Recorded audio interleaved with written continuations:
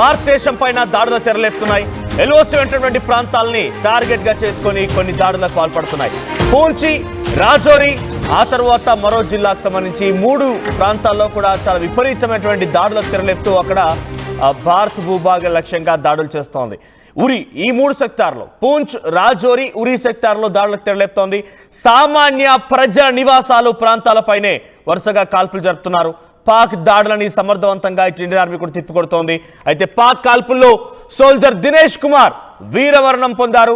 ప్రస్తుతం కూడా ఫోటోలో చూస్తున్నారు కదా, ఈయనే మన ఇండియన్ ఆర్మీకి సంబంధించిన వ్యక్తి సోల్జర్ దినేష్ కుమార్ శర్మ వీరమరణం పొందినట్టు తెలుస్తోంది. మరొక 15 మంది సాధారణమైనటువంటి ప్రజలు కూడా మృతి చెందారు. అంటే చిన్న చిన్న పిల్లలు ఉన్నారు. దాంట్లో చూడండి, పాక్ దాడిలో మరణించిన వారి అన్నా చెల్లెల ఫోటోలని మనం ఆర్టీవీ స్క్రీన్ పైన చూస్తున్నాం. 2 చిన్న చిన్న పిల్లలు మరణించారు.